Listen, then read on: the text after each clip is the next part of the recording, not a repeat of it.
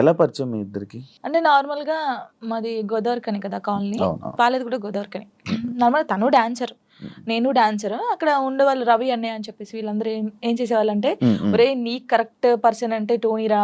ఇలా బాగుండేది మీ ఇద్దరి పేరు చాలా బాగుంటది, చాలా బాగుంటది అని చెప్పేసి చెప్పేవాళ్ళు. ఎవరు ఈ టోనీ ఇలా బాగుంటదని తర్వాత పరిచయం అయింది. పరిచయంలో కలవక ముందే మీకు అందరూ అనేవాళ్ళ? అందరూ అనేవాళ్ళు అక్కడ ఉండేవాళ్ళు. అంటే నేను చాలా అప్పుడు ఇంకా స్పీడ్ చేసేదాన్ని అనమాట డాన్స్. సో తన స్పీడ్ కి నీ స్పీడ్ కి చాలా బాగుంటదిరా అని చెప్పేవాళ్ళు. మా ఫ్రెండ్ రా డాన్స్ పేరుగా బాగుంటది అనుకుంటే నువ్వేమో కూడా నిజం పేరేనే వేసుకున్నావా? అలా ఏం కాదు కానీ ఎవరైనా అనుక అప్పుడు పరిచయం అయిన తర్వాత అలా పరిచయాలు అయ్యి అలా లవ్ అయ్యి పెళ్లి జరిగింది. ఎన్ని ఇయర్స్ లవ్ చేసుకున్నారు నార్మల్ గా? నా 8th క్లాస్ లో అనుకుంటా. 2 years అయిందా మొత్తం? 2 years 2 years love, 3rd year లో పెళ్లి అయిపోయింది. మరి ఇంత లవ్ చేసుకున్నారు కదా, బ్రేకప్ అవ్వడానికి ఎందుకు రీజన్? అంటే 3 years లవ్, సడన్ గా ఒక రోజులో బ్రేకప్ ఎందుకు? అలా ఒక రోజులో కాలేదు, అది కొన్ని సిచ్యువేషన్ ఇంకా అలా జరిగిపోయింది. ఫీల్ అయ్యావా అనవసరంగా వదిలేసానే అని? అనవసరంగా వదిలేసానని కాదు కానీ బాధపడ్డాను. చాలా రోజులు బాధపడ్డాను. అరే ఇలా కాకుంటే బాగుండేది, ఇద్దరం బాగుండే వాళ్ళం కదా, అలా బాధపడ్డాను. అంటే మీ మాటలు వింటుంటే ఎవరి తప్పు లేదు. దిష్టి కొట్టింది మాకు బాగా. అదే అంటే దిష్టి తగులుతూ విడిపోతారా? నిజంగా విడిపోతారు. ఫ్రెండ్షిప్ అయినా ఏదైనా సరే మన మీద కళ్ళు పడ్డాయి అనుకో విడిపోతాను. నమ్ముతారా ఇది? నమ్ముతాను, నేను చాలా నమ్ముతాను. ఇంకా నాకు జరిగింది కాబట్టి నేను నమ్ముతాను. దిష్టి వల్లే విడిపోయింది. ఇప్పుడు తమిళ పెట్టండి, దిష్టి వల్ల విడిపోయిన వీళ్ళిద్దరు ఎందుకయ్యా సామి ఇదంతా నాకు అనిపిస్తుంది ఇప్పుడు. ఏమైనా స్ట్రగుల్స్ ఫేస్ చేసావా విడిపోయినాక? లైక్ పెళ్ళి అయ్యాక కానీ లేకపోతే విడిపోయాక కానీ? పెళ్లిలో పెళ్ళి అయిన తర్వాత బాగున్నాం, ఇద్దరం ఈవెంట్స్ చేసుకున్నాం, లిరిన్ బాగా చూసుకున్నాం, అంత కొన్ని ఇప్పుడు అవన్నీ మాట్లాడదలుచుకోలేదు నేను. ఎందుకంటే పాతవి తవ్వేసి తన లైఫ్ బాగుంది, నా లైఫ్ బాగుంది, మధ్యలో మళ్ళీ టాపిక్స్ చేసి మళ్ళీ వెనక్కి లాగడం నాకు ఇష్టం లేదు. తర్వాత పెళ్ళి అంటే ఇంకా అయిపోయిన తర్వాత, గొడవ అయిపోయిన తర్వాత చాలా మంది చాలా రకాలుగా మాట్లాడారు నన్ను. అంటే రోడ్డు మీద నడుచుకుంటూ వెళ్ళేటప్పుడు కానీ చాలా ఇప్పటికీ తప్పట్లేదు అది. ఇంకా లోకంలో మేము ఇద్దరమే ఉన్నాము, మా ఇద్దరికే డైవర్స్ అయిపోయినాయి, వీళ్ళిద్దరే వైఫ్ అండ్ హస్బెండ్స్, ఎవరు విడిపోలేదు అన్నట్టు చేస్తున్నారు జనాలు అయితే. నిజంగా అలా అప్పుడు కూడా అలాగే చేశారు. రోడ్డు మీద నడుతుంటే అప్పుడు చేశారు. అప్పుడు నేను ఇలా వెళ్తుంటే, అరే నేను మొగుడు వదిలేశారంటారా దీన్ని, ఇది ఏం చేసిందోరా, మొగుడు వదిలేశాడు అని చెప్పి అన్నారు. ఇలా వదిలేసిన తర్వాతనే కదా నాకు ఎక్కువ అలా చాలా స్ట్రగుల్స్ పడ్డాను. ఎవరున్నారు నీకు సపోర్ట్ గా అప్పుడు? Mummy daddy. అమ్మ నాన్న ఏమన్నారు? మా మమ్మీ డాడీ అసలు మా డాడీ గురించి ఎత్తనే ఏడిపోతుంది నాకు. అంటే మా డాడీ ఎలా అంటే వీళ్ళకి ఎలా ప్రేమ చూసుకోవాలో తెలియదు మా మమ్మీ డాడీకి. ఫస్ట్ ఆఫ్ ఆల్ మా డాడీ గురించి నేను ఎప్పుడు ఎక్కడ మాట్లాడలేదు. ఇక్కడ అంటే అందరూ లవ్ యూ డాడీ. ఇప్పుడు ఈ జనరేషన్ లో అప్పుడు వాళ్ళకి తెలియదు. ఇప్పుడు మనం ఏడ్చినా ఎందుకు ఏడుస్తున్నావు, ఇది కావాలా, ఇట్లా ఫస్ట్ మా డాడీకి సారీ అని చెప్పాలని ఉంది గట్టిగా, హగ్ చేసుకొని. కానీ ఆయనకి ఆ ఫీలింగ్స్ ఉండవు, అంటే తెలీదు. చెప్పినా కూడా ఎందుకు ఏడుస్తుందో అంటాడు. మా మమ్మీ కూడా అంతే. నేను లవ్ మ్యారేజ్ చేసుకొని వెళ్ళిపోయినప్పుడు కూడా చిన్న మాట అనలేదు నన్ను, చిన్న మాట. ఎందుకు చేసుకున్నావు అయినా అడగలేదు. మేమిద్దరం కలిసి ఇంటికి వెళ్ళినప్పుడు సారీ డాడీ అని చెప్పి ఇంట్లోకి వెళ్ళిపోయాం అంతే. ఎంత బాగా చూసుకున్నాడు మా ఇద్దరిని తెలుసా, ఇంత మాట కూడా అనలేదు ఎప్పుడు. నాకు ఆయన వద్దు డాడీ అన్నప్పుడు ఏమనలేదు, మళ్ళీ కావాలి డాడీ అన్నప్పుడు ఏమనలేదు. నిజంగా మా డాడీ దొరకడం నాకు చాలా అదృష్టం. ఆయన గురించి ఎప్పుడు ఎక్కడ మాట్లాడలేదు నేను, ఫస్ట్ టైం మాట్లాడుతున్నాను. ఐ లవ్ యూ డాడీ అంతే. అంటే ఒక అమ్మాయికి ఒక డాడీ సపోర్ట్ ఎంత ఉండాలో కానీ నాకు మా డాడీ ఫ్రెండే. ఇద్దరం కూర్చుంటాం, మాట్లాడుకుంటా ఉంటాం బాగా. రాత్రి కూర్చుంటారు, తాగుతా ఉంటాను, నేను పోస్తా సిట్టింగ్ చేసుకొని కూర్చొని మంచిగా మాట్లాడుతా ఉంటాను. మా డాడీ నాకు ఎప్పుడు ఫోన్ చేయడు, మా మమ్మీ డాడీ అసలు నాకు ఫోనే చేయరు. ఒక అమ్మాయిగా బయటకి ఇంత తిరుగుతానా అంటే వాళ్ళకి తెలియదు ఏం చేస్తున్నావు, ఎక్కడున్నావు, అయిపోయింది, అసలు ఫోనే ఉండదు. తనకు తెలుసు 3 months ఒకసారి మా డాడీ ఫోన్ చేస్తే ఏడుస్తాను ఫుల్. స్క్రీన్ షాట్ పెట్టి స్టేటస్ పెడతాను, మా డాడీతో ఇంతసేపు మాట్లాడాను. మొన్న నార్మల్ గా ఏడుపు వచ్చేస్తుంటది నార్మల్, లేకపోతే ఒక టాపిక్ ఇక్కడ పెయిన్ ఉంటది కదా, ఇప్పుడు డాడీ గురించి తీసినాకనే పెయిన్ వచ్చింది. అవును, మా అవును. డాడీతో నేను అంత ఉన్నాను, మా డాడీతో టైం స్పెండ్ చేయలేకపోతున్నాను. నాకు మా డాడీ లిరి చాలా, వీళ్ళిద్దరు పేరు ఎత్తే నేను ఏడ్చేస్తాను ఫస్ట్. మీ అబ్బాయి అంత ఇష్టమా మీ అబ్బాయి అంటే? చచ్చిపోతాను, వాని కోసమే బతుకుంది నేను. ఇప్పుడు కొన్ని రోజులు అయిన తర్వాత మీ అబ్బాయిని పంపించాలి, నాన్న దగ్గర పంపించాలి అని అంటే పంపించరు. అంటే యాక్చువల్ లా ప్రకారంగా నార్మల్గా కొన్ని ఇయర్స్ అమ్మ దగ్గర, ఇన్ని ఇయర్స్ అని అమ్మ దగ్గర ఉండాలి అని చెప్పి. మీరు అలా అంటే నాకు గుండె అయిపోతుంది. లేదు, జనరల్గా అడుగుతున్నా. లిరి వెళ్ళడు, అమ్మ కాడే ఉంటా అని చెప్తాడు. షూర్. నేను ఉంటాను, సపరేట్ గా మనతో మీరు మాట్లాడండి, వాడు చెప్పేస్తాడు. వెళ్ళడాడు. అంటే అబ్బాయి ఇష్టం, అబ్బాయి ఇప్పుడు నా ఇష్టం లేదు, తన ఇష్టం లేదు, వాళ్ళు ఇరిగాని అడుగుతారు కదా, మా మమ్మీని వదిలిపెట్టి రానని చెప్తాడు. ఇప్పుడు హ్యాపీయా మొత్తం అంతా, మీ అబ్బాయి మీరు అంతా హ్యాపీ? మేమిద్దరం చాలా హ్యాపీగా ఉన్నాం. అవును, యాక్చువల్లీ పేరెంట్స్ మధ్య జరిగినవి పిల్లలకి చెప్పకూడదు, ఎందుకు వాళ్ళని ఇబ్బంది పెట్టడం అనేసి నార్మల్గా అనుకుంటుంటారు బయట, నార్మల్గా జనరల్గా. నేను ఒక దాంట్లో నేను చూసిన దాంట్లో మీరు చెప్పారు, నాకు జరిగిన లైఫ్లో ప్రతి ఒక్కటి నేను మా అబ్బాయితో షేర్ చేసుకుంటానని చెప్పడం జరిగింది. కరెక్ట్ అనుకుంటున్నారా? కరెక్టే. ఎందుకంటే ఇప్పుడు ఫాదర్ మదర్ ఉన్నప్పుడు ఆ పిల్లలకి అవి తెలియకూడదు. ఫాదర్ లేడు, సో అన్నీ నేనే వానికి. నేనైనప్పుడు నా లైఫ్లో ఏం జరుగుతుందో వానికి ఒక్కనికే తెలియాలి, ఎవరికి తెలియకూడదు.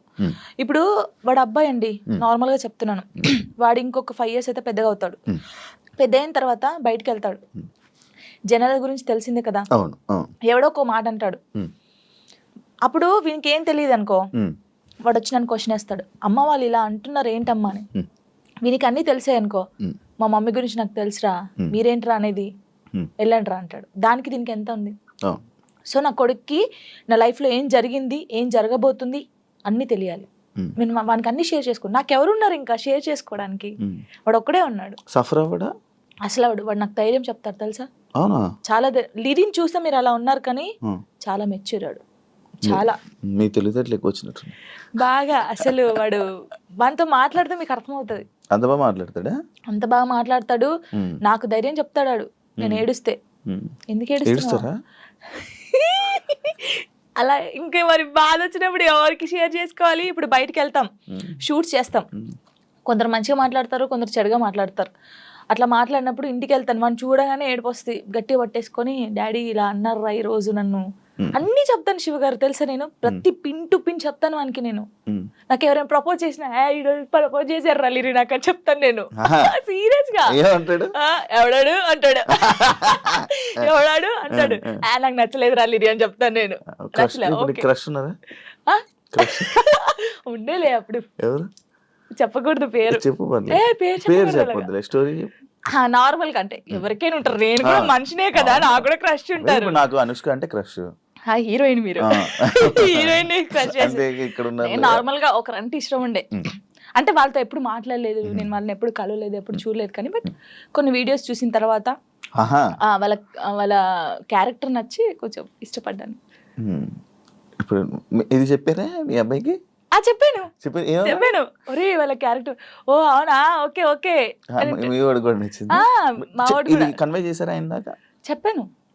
ఆయనకి అబ్బాయికా చెప్పలేదు, చెప్పాలని లోపు పెళ్లి అయిపోయింది.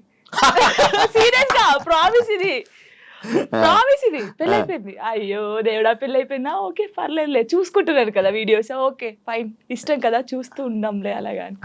ఇంకో మ్యారేజ్ చేసుకోవాలని ఆలోచన లేదు. అంటే దీనివల్ల ఒక 8 months నేను సాంగ్స్ని కొంచెం పక్కకు పెట్టాల్సి వస్తుంది. అండ్ ప్రొడ్యూసర్స్ అందరు చాలామంది కూడా కాల్ చేస్తున్నారు, వాళ్ళందరికీ సారీ. అంటే నా హార్ట్ఫుల్గా నేను సారీ చెప్పుకోవాలి. ఈ టైంలో నేను అగ్రిమెంట్ అయ్యాను కాబట్టి ఒక మంచి ప్రాజెక్ట్తో మేము ముందుకు రావాలి అని, అంటే ప్రేక్షకుల దేవులకు, అంటే వాళ్ళు నన్ను అభిమానించే వాళ్ళందరికీ ఒక పెద్ద బిగ్ సర్ప్రైజ్ తోటి మేము ముందుకు రాబోతున్నాను. అండ్ ప్రొడ్యూసర్స్ కూడా చాలా సారీ అండి, ఒక 8 months తర్వాత నేను బ్యాక్ వచ్చేస్తా, అంతే, నన్ను కొంచెం అర్థం చేసుకోండి. అంటే మీ పేరు చెప్పగానే జనాలకి ఏంటంటే ఒక విషాద గీతాలు ఏంటంటే అదేదో విరహ ప్రేమికుడు, భగ్న ప్రేమికుడు అంటారు కదా, ఆ పాటలు ఎక్కువ వస్తున్నాయి. అంటే మీరు అట్లా సెలెక్ట్ చేసుకుంటున్నారా లేకపోతే వస్తున్నాయి? అట్లా అంటే సెలెక్ట్ చేసుకోవడం బ్రాండ్ పడిపోయింది మీకు అట్లా అయిపోయింది. అంతకుముందు స్టార్టింగ్లో ఒక డాన్సర్గా గుర్తించారు, తర్వాత ఒక ఆర్టిస్ట్గా. ఇక రెండు, ఈ టోనీకి ఏజ్ చేసిన డ్యాన్స్ వర్షన్ వచ్చినా వాడు చేయగలుగుతాడు, అండ్ యాక్టింగ్ స్కిల్ కూడా ఉంది. ఇలాంటి బాగా సెట్ అవుతున్నాయి అని చెప్పేసి వాళ్ళు ఓన్ చేసుకొని నాకు ఇవ్వడం జరుగుతుంది. అది నాకు అదృష్టమే చాలా. అంటే రేపు ఎప్పుడైనా వేరే క్యారెక్టర్ అయినా ఐ మీన్ వేరే మంచి సాంగ్ ఏదో మామూలు ఊపిన సాంగ్ వేరే ఏమైనా వస్తే జనాలు యాక్సెప్ట్ చేయగలరా? అంటే ఒక బ్రాండ్ పడిపోయింది కదా మీకు, ఇట్లా ఎక్కువ ఈ సాంగ్లే ఏడిపించే సాంగ్లు ఎక్కువ వస్తున్నాయి కదా మీ నుంచి. అంటే నేను ఫస్ట్ డాన్సర్గా డాన్స్ తోటి స్టార్ట్ చేసిన కాబట్టి నన్ను ఏ టైప్గానైనా చూసుకోగలుగుతాను, ఏ జాయినర్లనైనా యాక్సెప్ట్ చేసేస్తున్నారు కాబట్టి నాకు చాలా హ్యాపీ. అంతే, ఇది వీడు చేయలేడు ఇది వీడు చేయలేడు అన్నట్టు లేకుండా రెండు ఈక్వల్గా వాళ్ళు నన్ను యాక్సెప్ట్ చేశారు కాబట్టి నాకు హ్యాపీ. ఓకే, మీ లైఫ్లో చాలా కష్టాలు పడ్డారు మీరు, చాలా అనుభవించున్నారు. సో అన్నిట్లోనూ నెగిటివ్ కామెంట్లు కూడా ఏ వస్తే చాలామంది ఏదో అంటుంటారు కదా. సో అలా వచ్చినప్పుడు ఎట్లా ఫీల్ అయ్యారు? నేను ఎప్పుడు అన్నీ పాజిటివ్గానే తీసుకున్నా కానీ నెగిటివ్గా తీసుకోలేదు. అంటే మనని వెనుక నుంచి ఎవరన్నా పొడిస్తే మనం అప్లేస్తామని నాకు తెలుసు. అంటే మన గురించి మనకు తెలియనప్పుడు ఎంతమంది అన్నా బ్యాక్ సైడ్ మాట్లాడుకుంటారు. మనతోటి మన రిలేషన్షిప్ అంటే మనతోటి ఉండి ఫ్రెండ్షిప్ చేసినప్పుడు నేనంటే ఏంటిదని తెలిసినప్పుడు వాళ్ళు అలాంటివి చేయరు. కాకపోతే ఆ కామెంట్స్ని నేను ఎప్పుడైనా కానీ పాజిటివ్గానే తీసుకున్నా, ఎప్పుడు బాధపడలేదు. అంత బాధపడి అంత పెద్దగా ఏం పెట్టలేదు కామెంట్స్ కూడా, లైట్. బాగా బాధపడిన క్షణం? బాగా బాధపడిన క్షణం అంటే మనిషి జీవితంలో హ్యాపీ ఉంటుంది, అట్లా సాడ్ కూడా ఉంటుంది, చాలాసార్లు జరుగుతుంది. కానీ మన మైండ్లో ఒకటి రిజిస్టర్ అయిపోయి ఉంటుంది కదా. అంటే నేను లైఫ్లో ఒకటి మనం ఎప్పుడైనా కానీ ఒకటి అనుకుంటాం, ఇట్లా ఉండాలి, ఒక ఫ్యామిలీతో ఉండాలి, ఇది అని నేను ఒక పెద్ద కోట కట్టుకున్న తర్వాత ఒకటేసారి కూలిపోయింది. అది కొన్ని రోజులు స్ట్రగుల్ ఫేస్ చేసిన, అంతకుమించి బాధ దాని తర్వాత కూడా నేను లైఫ్లో నేను అనుభవించలేదు. అదొకటే బాధ. మళ్ళీ ఇప్పుడు కలవాలనిపించలేదు మళ్ళీ ఈ టాపిక్. ఓకే ఓకే, అంటే ఏదైనా ఇప్పుడు బ్యాక్ వెళ్తే అది నేను మార్చుకోవాలి నా లైఫ్లో అని ఏదో ఒక థాట్ ఉంటుంది కదా, అట్లా ఏముంది మీ లైఫ్లో? దేవుడు ఇచ్చిన ఒక లైఫ్లో దేవుడు ఎటు వెళ్ళాలో అనేది డిసైడ్మెంట్ చేస్తాడు. మనకు అప్ అండ్ డౌన్స్ అనేది జరుగుతూనే ఉంటుంది. దెబ్బ తాకితేనే మనకు దాని వాల్యూ తెలుస్తుంది. దాన్ని నేను మార్చుకోవాలని అనుకోవట్లేదు. నేను దెబ్బ తినాలి ఎవ్రీ టైం. ఇప్పటికి కూడా నేను ఎప్పుడు స్ట్రైట్గా వెళ్ళాలని లేదు, అప్ అండ్ డౌన్స్ తోటే వెళ్ళాలని నా లైఫ్ అనుకుంటున్నా. అంతే, మార్చుకోవాలి ఇది మార్చుకోవాలి అది మార్చుకోవాలని లేదు.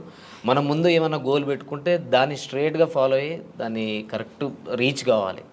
ఇది మాత్రం చేసుకోగలగాలి. కానీ మన లైఫ్ని మార్చుకోవాలంటే ఈ గోల్నే మనం ఏదైతే అనుకున్నామో ఆ సక్సెస్తోనే మార్చుకోవాలి. అంతే.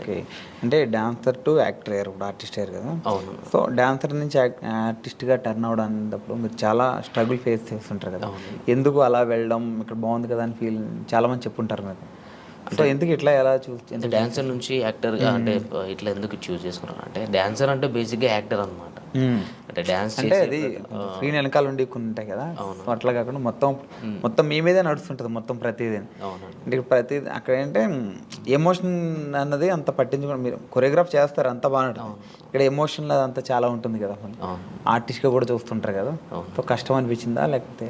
లేదు, నాకు చిన్నప్పటి నుంచి ఆర్టిస్ట్ అంటే యాక్టింగ్ కానీ డ్యాన్స్ కానీ చాలా ఇష్టం.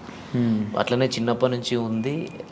ఒక డాన్సర్గా అంటే ఫస్ట్ ఆఫ్ ఆల్ డాన్సర్గా ఒక గుర్తింపు తెచ్చుకున్నాం కాబట్టి అది ఉంది. నాకు కూడా ఎప్పుడైనా ఇలాంటి క్యారెక్టర్ చేయాలి, ఇట్లా ఉండాలి, ఇది చేయాలి, మనం ఒక డాన్సర్గా కాకుండా ఒక యాక్టర్ కూడా ప్రూవ్ చేసుకోవాలని నాకు చిన్నప్పటి నుంచి ఉండే. ఆ ఛాన్స్ నాకు వచ్చింది, చేసుకున్నాను. గుర్తించారు ఆడియన్స్, అంటే జనాలు కూడా నన్ను యాక్సెప్ట్ చేసారు. హ్యాపీ. మీకు ఎవరంటే బాగా ఇష్టం? ఈ డాన్సర్స్లో బాగా ఇష్టం మీకు? డాన్సర్స్లో ఎవరు బాగా ఇష్టం? డాన్సర్స్లో డాన్స్ చేసే వాళ్ళు ప్రతి ఒక్క ఇష్టం. అంటే ఇన్స్పిరేషన్ ఒకళ్ళు ఉంటారు కదా అలా. ప్రభుదేవ్ మాస్టర్, చిరంజీవి గారు. ఓకే, అట్లా.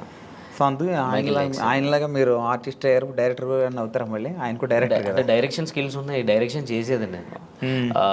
ఏవైబి ఆర్ట్స్ అనే యూట్యూబ్ ఛానల్లో నేను అంతకుముందు 2018లో వర్క్ చేసినప్పుడు అందులో ఒక వరల్డ్ ఫేమస్ లవర్ అని, అప్పుడే world famous lover Vijay Deverakonda గారిది రిలీజ్ అయింది. ఆ టైంలో నేను అదే టైటిల్ మీద వరల్డ్ ఫేమస్ లవర్ అని చెప్పేసి ఒక షార్ట్ ఫిల్మ్ చేసిన. అంటే డైరెక్షన్ కానీ, స్టోరీ రైటింగ్ కానీ, సాంగ్స్ కూడా రాయడం కానీ, ఇవన్నీ నాకు చిన్నప్పటి నుంచి ఇష్టం, ఇంట్రెస్ట్ అంతే.